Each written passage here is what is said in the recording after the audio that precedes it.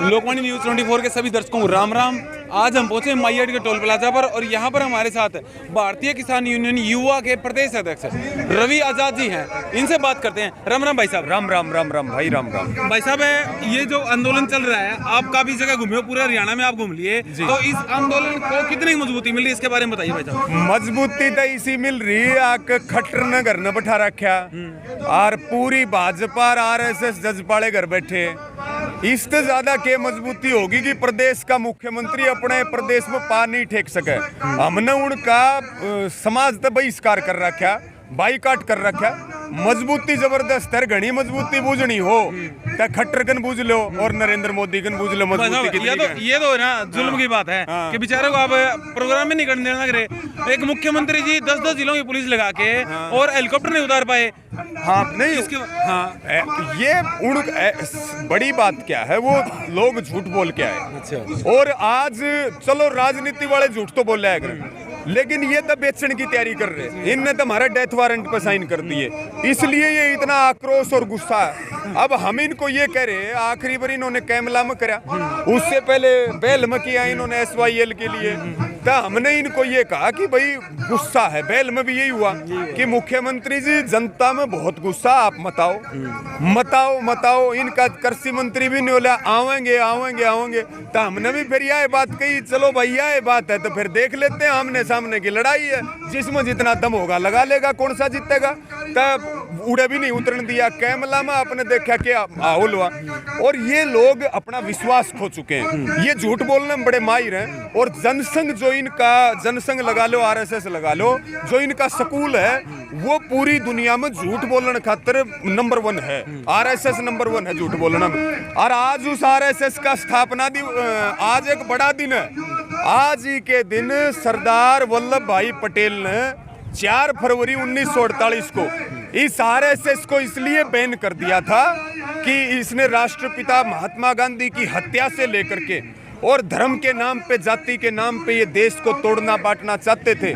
उन्होंने बैन किया, हम अभिनंदन करते हैं। और आज फिर ये देश में मांग कर रहे हैं कि जैसे आतंकवादियों का संगठन होते हैं, वो बम से लोगों को मारते हैं, ये नफरत फैला करके लोगों का लहू बहाते हैं, ऐसे संगठन के ऊपर तत्काल रोक लगानी चाहिए। और जो ये RSS के लोग हैं, इनको परमानेंटली आजीवन जेलों में बंद कर देना चाहिए, अगर हिंदुस्तान को आगे बढ़ाने का काम करना है तो आज हरियाणा के शिक्षा मंत्री जी का बयान आया है कि इस पूरे आंदोलन के पीछे चाइना का हाथ है। इसके बारे में बताइए भाई साहब। ऐसा है, हम तो बार बार कह रहे, एक पागल खाना आगरा में और ये सरकार और ही पागल। तब भाड़ा तो हम दे देंगे, गाड़ी हम दे देंगे। इन सारे मंत्रियों को और सरकार को ले जाके एडमिट करवा दो। ये अपना मानसिक दिवालियापन खो चुके हैं। और शिक्षा मंत्री की तो क्या बात करें, इनके कैसे शिक्षा मंत्री हैं, उनके के कर्म है सारे प्रदेश ने मेरा सारा देश जाना। जिनके खराब कर्म हो उनकी वाणी कभी अच्छी नहीं हो सकती, चाहे वो इनका कृषि मंत्री और चाहे कोई भी हो। कृषि मंत्री के बारे में आपके भी काफी बयान आए थे भाई साहब। हाँ। क्या मामला था पूरा? मामला सीधी टक्कर है, मामला सीधी टक्कर है कृषि मंत्री की हमारी।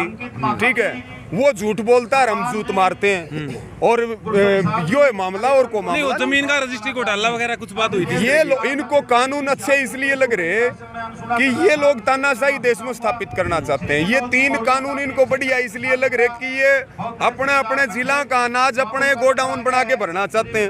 वो हमारे हाथ लग गई बात कि भाई न्यू ये 10,000 मीट्रिक टन का गोडाउन बना रहे, तो हमने भी अपने घोड़े दौड़ाए। वो कृषि मंत्री है और हम भी किमें तो हैं, किसान के बेटे हो। हाँ, किसान के बेटे हैं। तो हमने काट लिए कागज कर दिया सार्वजनिक चिट्ठा और हमने कह दी भाई किसी भी कीमत पर यो जो एफेड का जो ये वेयर हाउस बनाना चाहते हैं, साइलो बनाना चाहते हैं, वो हम इनको किसी कीमत पर नहीं बनाना देंगे जी। तो उनका कहना है सरकार का कि ये तो पिछली सरकार भी ला रही थी आंदोलन, उस टाइम तो ये कानून पिछली सरकार भी ला रही थी, लेकिन उस समय तो किसान नहीं बोले। ऐसा है, पिछली सरकार ला रही थी तो पिछली सरकार की हम कब तारीफ कर रहे, और पिछली सरकार बढ़िया थी तो उसको घर क्यों बैठाया, ये बड़ी बात है। जब उनकी छुट्टी करके इनको लाए तो इसका मतलब उनसे उम्मीद हट चुकी थी। और इंत की में उम्मीद थी, इंत उम्मीद थी स्वामीनाथन की रिपोर्ट देंगे भाई, पानी आओगा, किसान का कर्जा मुक्ति होगी, किसान की फसल को पानी मिलेगा, बिजली मिलेगा।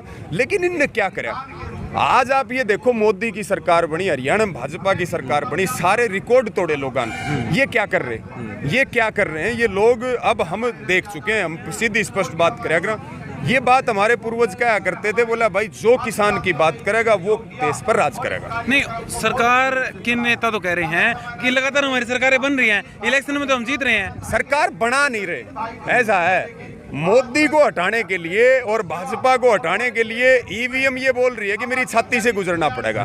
ईवीएम हटाओ, देश बचाओ, ये भी एक बड़ा मुद्दा। और ये सरकार बना कम रहे हैं, सरकार तोड़ फोड़ ज्यादा कर रहे, खरीद फरोख्त ज्यादा कर रहे, इनका बड़ा दूसरा एजेंडा है। मैं एक बात और बता दूं, आपने वह बीच में छुट की बात, क्यों थोड़ा सा जी सा कर रहा है, आपकी भी चेहरा खुशनुमा है, मेरा भी माहौल बन रहा है। बात यह है कि भाई बोला जो किसान की बात करेगा वो देश पर राज करेगा। ईब हम न्यू कहने लग रहे आग भाई, सारे देख लिए अब तक भाई, या तक किसान राज करे या किसान का बालक राज करे, अब दूसरा पर भरोसा नहीं करे, सीधी स्पष्ट बात। कल से एक बात उठ रही है जी कि बिल वापसी नहीं तो हम कुर्सी वापसी कर लेंगे, इसके बारे में क्या है? या तो बहुत पहले तो उठ रही है, अच्छा। या आपने दाएं लेट पूछी है। अच्छा। हम सरकार को बार बार ये बात बता रहे कि तो बिल वापसी कर दो, बिल वापसी हो जाएगी तो घर वापसी हो जाएगी। और जब मामला लंबा खिंच गया तो फिर गद्दी वापसी की भी मांग करेंगे, कुर्सी वापसी की मांग करेंगे। ये देश के 125 करोड़ लोगों ने इनको गद्दी पे बैठाया, और आज 125 करोड़ लोग आंदोलन के ऊपर अगर हम दे सकते हैं तो हमारे को जो ये डेथ वारंट पे साइन करना चाहते हैं, रोटी को तिजोरी में बंद करना चाहते हैं, जमीनों पे कब्जे देना चाह रहे, हम इनकी कुर्सी खींच के भी ला सके, वो भी ताकत है। भाई साहब, 26 जनवरी के बाद है ना, किसानों की देशभक्ति पर सवाल उठे, नेशनल मीडिया ने काफी उछाला, इस मुद्दे पर बताइए भाई साहब। ऐसा है, हमें उन लोगों से देशभक्ति के सर्टिफिकेट की कोई जरूरत नहीं है जो अंग्रेजों की मुखबरी किया करते थे, अंग्रेजों की दलाली किया करते थे, जिन्होंने 52 साल तक नागपुर में अपने मुख्यालय पर झंडा नहीं फहराया।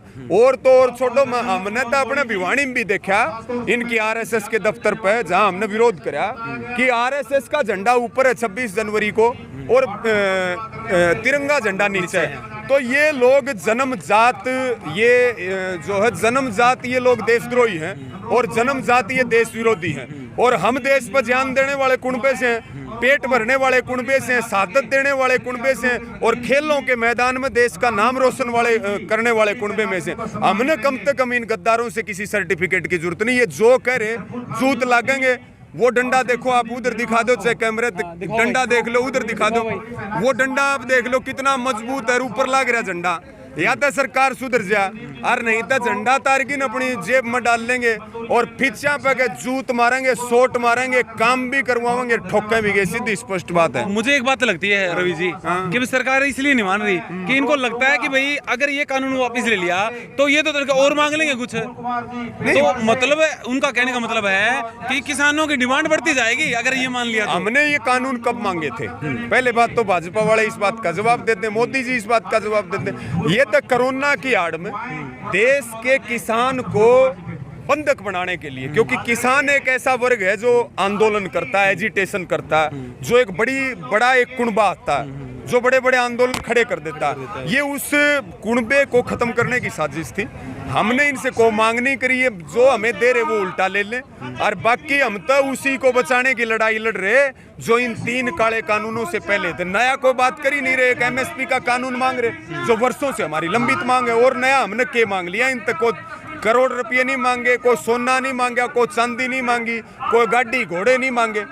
हम तो तपा करके अपने आप को और देश का पेट भरने वाले। जो दिल्ली के चारों तरफ बॉर्डर पे लोग बैठे हैं, किसान बैठे हैं, किसानों के ऊपर पत्थर बरसाए गए और उन्हीं के ऊपर 307 के मुकदमे भी दर्ज हो रहे हैं, इसके बारे में बताइए भाई साहब। ऐसा है, जब गिद्दड़ की मौत आती है तो वो गांव की तरफ भागता है। एक तरफ जम्मू कश्मीर में जवानों पर पत्थर बरसाए जाते हैं और दूसरी तरफ दिल्ली में किसानों पर पत्थर बरसाए जाते हैं। इसका कनेक्शन क्या है? मोदी जी को इस बात का जवाब देना चाहिए कि इन दोनों का कनेक्शन क्या है। अब पत्थरबाजी के ऊपर हमने स्पष्ट कर दिया कि या तो ये पत्थरबाजी भाजपा अपने गुंडों से बंद करवा दे, नहीं तो हमारी खापें और हमारे कार्यकर्ता सुरक्षा का काम संभालेंगे, और जब हम संभालेंगे तो फिर ये भाजपा के गुंडे फिर इनका क्या होगा, मतलब मैं बोल नहीं सकता, केवल लोग समझ रहे, क्योंकि हमारे गाँव के लोग इशारों में बात ज्यादा समझते हैं, उनको ज्यादा बता देता फिर वो कम समझें, इसलिए समझने वाले समझ गए सारी बातें। जी तो भाई साहब सीधे सीधे सरकार को क्या कहना चाहोगे? सीधे सीधे सरकार को हम तो एक ही बात कह रहे हैं, आग भाई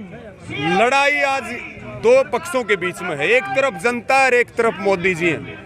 एक तरफ वो लोग हैं जो भगत सिंह को मानते हैं, एक तरफ वो लोग हैं जो देश को लूटते हैं। हम तो भगत सिंह के पुजारी और ये नथुराम गोडसे के पुजारी। विचारधाराओं की लड़ाई है, संविधान को बचाने की लड़ाई है, लोकतंत्र को बचाने की लड़ाई है। अगर सरकार अपना बचाव चाहती है, थोड़ा बहुत अपना ठीक ठाक सा जुगाड़ चाहो है, तो हमारी बात में सुन ले, कानून वापस ले ले, एमएसपी का कानून दे दे, नहीं तो बांगड़ सीधे बचेंगे और सीधी टक्कर में वो ही जीतेगा। जैसे मोदी जी कहा कर ना 125 करोड़ मेरे भाइयों और बहनों, वो 125 करोड़ भाई बहन अब आंदोलन कर रहे हैं इस देश में। तब सबसे मेरी यही अपील आपके माध्यम से कि आज शांति का भी कॉम्बिनेशन बना, क्रांति का भी बना, आप सब शांति से आंदोलन को लड़े, अहिंसा ना फैलाएं ना फैलने दें। सरकार चाहती है कि हिंसा हो और आज 150 से ज्यादा लोग हमारे शहीद हो चुके हैं। अगर हम उनको सच्ची श्रद्धांजलि दें, हम चौधरी छोटू राम का खून हमारी रगों में अगर बह रहा, तो हम सब मिलकर के अपनी खेती किसानी को बचाने के लिए बहुत गंभीरता से हम इस आंदोलन को लड़ेंगे और अपनी ज़मीन बचा करके, देश बचा करके आने वाली पीढ़ियों को, और जो माओं के पेट में जो बच्चे पल रहे, छोटे छोटे बच्चे आप देखिए आंदोलन में आ रहे, वो हमारी तरफ आँख उठा करके देख रहे। तो हमारा चाहे जो हो, लेकिन हम अपने आने वाली पीढ़ियों को किसी तरह का ऐसा देश नहीं देंगे कि उनको मजबूरी में जीना पड़े। मेरी सबसे यही अपील और प्रार्थना, सब मजबूती से लड़े, निश्चित तौर पर हम जीतेंगे और देश एक नया दिन देखेगा, एक नया सवेरा आएगा। बहुत बहुत धन्यवाद जी। ये थे हमारे बीच भारतीय किसान यूनियन युवा के हरियाणा के अध्यक्ष रवि आजाद जी। इन्होंने सीधा सीधा बता दिया कि सरकार मान ले, वरना तो हम आर पार के मूड में सड़कों पर आ बैठे हैं। जो भी दर्शक हमारे इस वीडियो को देख रहे हैं, सबसे अनुरोध है कि आप इस वीडियो को अधिक से अधिक शेयर कीजिए ताकि किसान की आवाज़ अंधी बहरी सरकार तक जा सके।